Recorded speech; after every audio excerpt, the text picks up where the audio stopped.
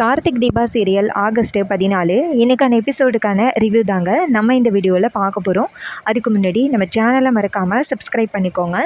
உங்களுடைய ஒவ்வொரு லைக்ஸும் அடுத்து வீடியோ போடுறதுக்கு எங்களுக்கு கொஞ்சம் இன்ட்ரெஸ்டிங்காக இருக்கும். ஸோ மறக்காமல் இந்த வீடியோவை லைக் பண்ணிக்கோங்க. வாங்க வீடியோக்குள்ளே போகலாம். எபிசோட் எப்படி ஸ்டார்ட் ஆகுதுன்னா, ஐஸ்வர்யா வந்துட்டு நேராக ரம்யா கிட்டே வந்து சொல்கிறாங்க, இங்கே பாரு, உன்னை சுற்றி என்ன நடக்குதுன்னே நீ தெரியாமல் இருக்க அப்படின்னு. அப்போ ரம்யா கேட்குறாங்க, ஏன் ஐஸ்வர்யா என்னாச்சு அப்படின்னு. ஐஸ்வர்யா சொல்கிறாங்க, அந்த ரமேஷ் இருக்கான்னு உனக்கு கல்யாணம் பண்ணுறதுக்காக ஏற்பாடு பண்ணியிருக்க மாப்பிள்ளை அப்படின்னு. அப்போ ரம்யா சொல்கிறாங்க, ஆமாம், அவனுக்கு என்ன அப்படின்னு. அப்போ ஐஸ்வர்யா சொல்கிறாங்க, அவன் வேறு யாரும் ஏற்பாடு பண்ணவர் கிடையாது, அது கார்த்தி ஏற்பாடு பண்ண ஆள் அப்படின்னு. இதை கேட்டுட்டு ரம்யா சொல்கிறாங்க, என்ன ஐஸ்வர்யா சொல்கிறா, கார்த்தி ஏற்பாடு பண்ண ஆளா அப்படின்னு. ஐஸ்வர்யா சொல்கிறாங்க, ஆமாம், கார்த்தியும் உங்கள் அப்பாவும் சேர்ந்து தான் உனக்கு கூடிய சீக்கிரம் கல்யாணம் பண்ணி வைக்கணும் அப்படின்னு முடிவு பண்ணி ரமேஷை பிளான் பண்ணி அவங்களுடைய திட்டத்தில் இறக்கியிருக்காங்க அப்படின்னு. இதை கேட்டுட்டு ரம்யா அதிர்ச்சி ஆகுறாங்க. அப்போ ஐஸ்வர்யா சொல்கிறாங்க, ரம்யா என்ன பண்ண போகிற அப்படின்னு. அப்போ ரம்யா சொல்கிறாங்க, எனக்கு எதிராக இத்தனை பேர் வேலை பார்க்குறாங்களா, நான் பார்த்துக்கிறேன் அப்படின்னு சொல்கிறாங்க. இதை கேட்டுட்டு ஐஸ்வர்யாவும், நிறுத்தி நிதானமாக முடிவெடு, அவசரப்பட்டு முடிவெடுக்காத, ஏற்கனவே ரியா வந்து அவசரப்பட்டு முடிவெடுத்து தான் இப்போ ஜெயிலுக்குள்ளே இருக்கா, அதே மாதிரி நீ அவசரப்பட்டு முடிவெடுத்தியன்னா உனக்கு ஏதாவது பிரச்சனை ஆகிரும் அப்படின்னு. இதை கேட்டுட்டு ரம்யா சொல்கிறாங்க, நான் பார்த்துக்கிறேன் அப்படின்னு. ஐஸ்வர்யா அந்த இடத்துலேருந்து போகிறாங்க. அப்போ ரம்யா நினைக்கிறாங்க, அப்பா நீங்கள் எனக்கு இப்படி துரோகம் பண்ணுவீங்கன்னு நான் நினைக்கவே இல்லை. அப்போ நான் கார்த்தியை லவ் பண்ணுறது உங்களுக்கு ஏற்கனவே தெரியும், நான் தீபாவை கொலை பண்ண முயற்சி பண்ணதும் உங்களுக்கு தெரியும், ஸோ உங்களை நான் விடமாட்டேன் அப்படின்னு ரம்யா நேராக வீட்டுக்கு கிளம்புறாங்க. அப்போ நம்ம தீபா அங்கேருந்து வந்துட்டு ரம்யா கிட்ட, ரம்யா வீட்டுக்கு கிளம்பிட்டியா அப்படின்னு சொல்ல ரம்யா சொல்கிறாங்க, ஆமாம் தீபா, வீட்டுக்கு கிளம்பிட்டேன், அப்பா மட்டும் தனியாக இருக்காருல்ல, அதான் வீட்டுக்கு கிளம்பிட்டேன் அப்படின்னு. தீபா சொல்கிறாங்க, சரி ரம்யா, வீட்டுக்கு கிளம்பு, அப்பா உன்னுடைய கல்யாணத்துக்காக தான் ரொம்ப ஆர்வமாக வெயிட் பண்ணிக்கிட்டு இருக்காரு, அவருக்கு ஏதாவது ஆகிறதுக்குள்ளே உனக்கும் ரமேஷுக்கும் சீக்கிரம் கல்யாணத்தை முடிக்கணும், ரமேஷ் எப்படி உன் மேலே பாசமாக இருக்காரு பற்றியா, அதை பார்க்கும் பொழுது எனக்கு ரொம்ப பொறாமையாக இருக்குது, கார்த்திக் சார் கொஞ்சம் கூட என்னை இன்னும் காதலிக்கவே ஆரம்பிக்கவே இல்லை, நான் எப்போ தான் அவரை காதலிக்க வைக்க போகிறேன்னு தெரியல அப்படின்னு தீபா சொல்கிறாங்க. அப்போ ரம்யா சொல்கிறாங்க, கவலைப்படாத தீபா, கூடிய சீக்கிரம் நடக்கும் அப்படின்னு. தீபாவும், சரி ரம்யா, நீ மட்டும் தாண்டி எனக்கு ஆறுதலாக பேசுகிற அப்படின்னு. இதை கேட்டுட்டு ரம்யாவும், சரி தீபா, எனக்கு வீட்டுக்கு போக வேண்டிய வேலை இருக்குது, நான் வீட்டுக்கு கிளம்புறேன் அப்படின்னு சொல்கிறாங்க. இதை கேட்டுட்டு தீபாவும், சரி ரம்யா அப்படின்னு சொல்கிறாங்க. ரம்யா நேராக வீட்டுக்கு போகிறாங்க. அங்கே அவங்க அப்பா விஸ்வநாதன் நியூஸ் பேப்பர் படிச்சுக்கிட்டு இருக்காரு.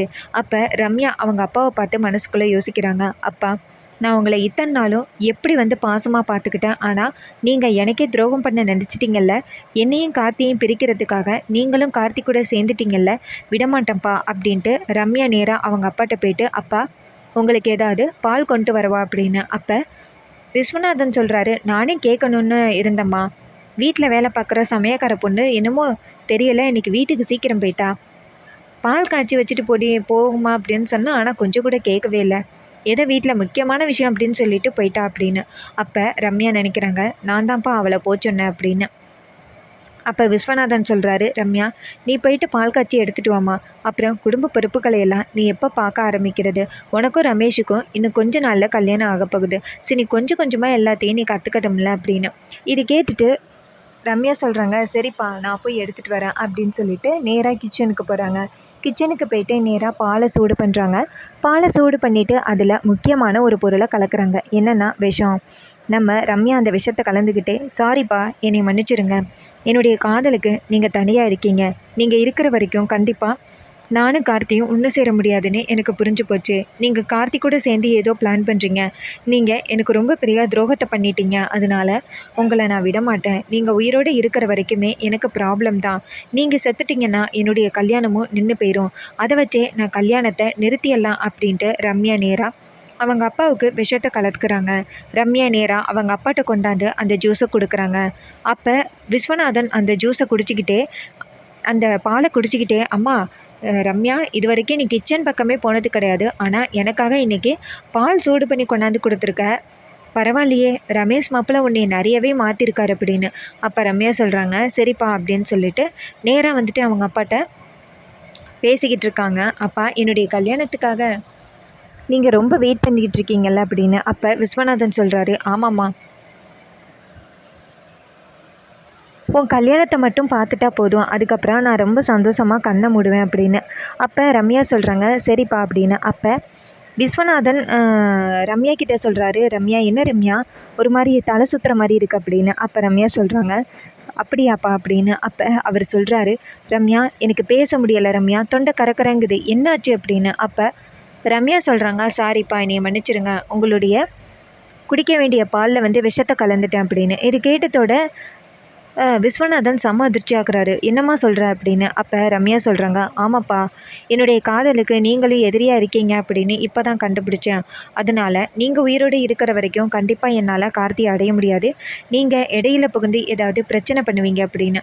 அப்போ விஸ்வநாதன் சொல்கிறாரு, இங்கே பாருமா ரம்யா, உன்னை ஜெயிலில் ஃபஸ்ட்டே பிடிச்சி போடணும் அப்படின்னு கார்த்தி சொன்னான். ஆனால் உன்னையை காப்பாற்றணும் அப்படிங்கிறதுக்காக தான் நான் கார்த்திக்கிட்டேருந்து உன்னை காப்பாற்றினேன்.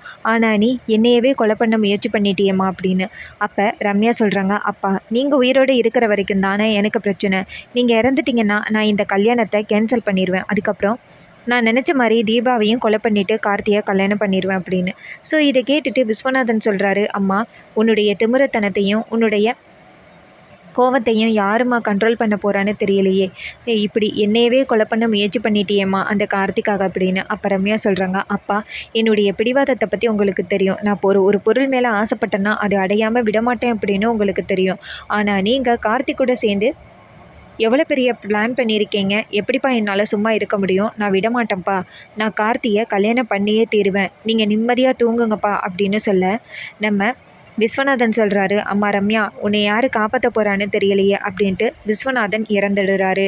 அப்போ ரம்யா நேராக அவங்க அப்பாவோட கையை பிடிச்சி, அப்பா என்னை மன்னிச்சிருங்கப்பா, நான் செய்யக்கூடாத தப்பை செஞ்சுட்டேன், என்னை மன்னிச்சிருங்க, நீங்கள் மட்டும் எனக்கு சப்போர்ட்டாக இருந்திருந்தீங்கன்னா நான் உங்களை கொண்டு இருக்க மாட்டேன்ப்பா அப்படின்ட்டு ரம்யா அவங்க அப்பாவோட கையை பிடிச்சி அழுகுறாங்க. இன்னொரு பக்கம் நம்ம ரம்யா என்ன பண்ணுறாங்கன்னா, சரி இந்த விஷயத்தை நம்ம இப்படியே போடக்கூடாது, நம்ம வந்துட்டு நேராக தீபா கிட்ட விஷயத்தை சொல்லிடணும் அப்படின்ட்டு ரம்யா நேராக தீபாவுக்கு கால் பண்ணுறாங்க. தீபா வந்துட்டு ஃபோனை அட்டன் பண்ணி, என்ன ரம்யா இப்போ தான் வீட்டுக்கு போனேன், என்னாச்சு அப்படின்னு. அப்போ ரம்யா சொல்கிறாங்க தீபா அப்படின்னு சொல்லிட்டு அழுகுறாங்க. அப்போ தீபா கேட்குறாங்க, ரம்யா என்னாச்சு, ஏண்டி அழுகுற, ஏதாவது பிரச்சனையா அப்படின்னு. அப்போ ரம்யா சொல்கிறாங்க அப்பாவுக்கு அப்படின்னு. அப்போ தீபா சொல்கிறாங்க அப்பாவுக்கு என்னாச்சு ரம்யா அப்படின்னு. அப்போ ரம்யா சொல்கிறாங்க அப்பா இறந்துட்டாரு, நான் வந்து பார்க்குறேன், ஹார்ட் அட்டாக்ல கீழே கிடக்குறாரு அப்படின்னு. இதை கேட்டதோட தீபா அதிர்ச்சி ஆகுறாங்க. அப்போ தீபா ரம்யாட்ட சொல்கிறாங்க, ரம்யா கவலைப்படாத ரம்யா, நான் அங்கே உடனே வரேன் அப்படின்னு சொல்லிட்டு ஃபோனை கட் பண்ணுறாங்க. இன்னொரு பக்கம் ரம்யா நினைக்கிறாங்க, தீபா உன்னை தாண்டி அடுத்து கொள்ளணும் அப்படின்னு. நம்ம தீபா நேராக கார்த்திக்கிட்ட போயிட்டு, கார்த்திக் சார் ரம்யாவோட அப்பா இறந்துட்டாங்களாம் அப்படின்னு. இது கேட்டதோட கார்த்திக்கு ரொம்ப அதிர்ச்சி. என்ன தீபா சொல்கிற, நேற்று வரைக்கும் அவர் நல்லா தானே இருந்தார் அப்படின்னு. அப்போ தீபா சொல்கிறாங்க, ஆமாம் சார், நேற்று வரைக்கும் நல்லா தான் இருந்தார், திடீர்னு அவருக்கு என்ன ஆச்சுன்னு தெரியல அப்படின்னு. அப்போ நம்ம கார்த்தி சொல்கிறாரு, சரி வா தீபா போயிட்டு வரலாம் அப்படின்னு சொல்லிட்டு வெளியில் வராங்க.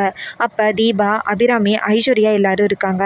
அப்போ கார்த்தி வந்துட்டு நேராக அபிராமி கிட்ட, அம்மா ரம்யாவோட அப்பா இறந்துட்டாராம், எல்லோரும் போயிட்டு வரலாம் அப்படின்னு. அபிராமி சொல்கிறாங்க, ஐயோ என்னப்பா இது அப்படின்னு. அப்போ எல்லோரும் சேர்ந்து ரம்யா வீட்டுக்கு போகிறாங்க. அப்போ ஐஸ்வர்யா நேராக ரம்யாவை மறைச்சி பார்க்குறாங்க. ஏன்னா நாள் தான் ஐஸ்வர்யா சொன்னாங்க, இது மாதிரி கார்த்திக்கே விஷயம் தெரியும், உங்கள் அப்பாவுக்கும் விஷயம் தெரியும், அவங்க 2 பேரும் தான் சேர்ந்து உன்னை ஏமாற்ற ஆரம்பிக்கிறாங்க அப்படின்னு. இது கேட்டதோடு தான் ரம்யா இப்படிப்பட்ட ஒரு முடிவு எடுத்திருக்காங்க, அதாவது அவங்க அப்பாவையே போட்டு தள்ளிட்டாங்க. அப்போ ஐஸ்வர்யா நினைக்கிறாங்க, அடி பாவி, உன்னுடைய திட்டத்தில் ரொம்ப பெரிய பிரச்சனை வருது அப்படின்னு உங்கள் அப்பாவையே கொண்டுட்டியே, இவகிட்ட நம்ம கொஞ்சம் உஷாராக தான் இருக்கணும் அப்படின்னு நம்ம ஐஸ்வர்யா நினைக்கிறாங்க. இன்னொரு பக்கம் தீபா நேராக ரம்யா கிட்ட போயிட்டு ரம்யாவுக்கு ஆதரவு கொடுக்குறாங்க. நீ கவலைப்படாத ரம்யா, இனிமேல் நீ இங்கே இருக்க வேணாம், நீ எங்கள் வீட்டுக்கு வா அப்படின்னு சொல்லிட்டு ரம்யாவுக்கும் ஆறுதல் சொல்கிறாங்க. ரம்யாவும் சரி தீபா அப்படின்னு சொல்கிறாங்க. இன்னொரு பக்கம் நம்ம கார்த்திக்கு சந்தேகமாக இருக்குது, கண்டிப்பாக இவர் தானாக இறந்துருக்கிறதுக்கு வாய்ப்பே இல்லை, இப்போ தான் டாக்டர்ஸ் எல்லாருமே இவருக்கு எந்த பிரச்சனையும் இல்லைன்னு ஃபுல்லாக மாஸ்டர் செக்கப் பண்ணி அனுப்புனாங்க, ஆனால் திடீர்னு இவருக்கு ஹார்ட் அட்டாக்னால் என்னால் நம்ப முடியலை அப்படின்ட்டு கார்த்தி நேராக ரம்யா கிட்ட, உங்கள் 2 பேருக்கும் ஏதாவது சண்டை நடந்துச்சா அப்படின்னு கேட்க ரம்யா சொல்கிறாங்க, அதெல்லாம் இல்லை கார்த்தி, நல்லா தான் ஐஸ்வர்யா அன்னிக்கிட்ட பேசிட்டு நான் நேராக வீட்டுக்கு வந்தேன், வந்து பார்த்தா இவர் வந்துட்டு ஹார்ட் அட்டாக்ல கிடக்கிறாரு, கொஞ்சம் கூட மூச்சு பேச்சு இல்லாமல் கிடந்தார், எனக்கு ரொம்ப அதிர்ச்சி ஆகிட்டு நான் வந்துட்டு நேராக டாக்டருக்கு கால் பண்ணேன், டாக்டர் வந்து செக் பண்ணி பார்த்துட்டு அப்பா இறந்துட்டாங்க அப்படின்னு சொன்னாங்க அப்படின்னு. இதை கேட்டுட்டு கார்த்தி சொல்கிறாரு, சரி ரம்யா அப்படின்னு சொல்ல நம்ம தீபா சொல்கிறாங்க ரம்யா கிட்ட, ரம்யா கவலைப்படாத, உனக்கு தான் நாங்கள் எல்லோரும் இருக்கமே அப்படின்னு சொல்கிறாங்க. அப்போ ரம்யா நினைக்கிறாங்க, என் திட்டப்படி கார்த்தி வீட்டுக்குள்ளே போகணும், அது நிறைவேறிடுச்சு அப்படின்னு ரம்யா மனசில் யோசிக்கிறாங்க. ரொம்ப சூப்பராக எபிசோடை கொண்டு போகிறாங்க.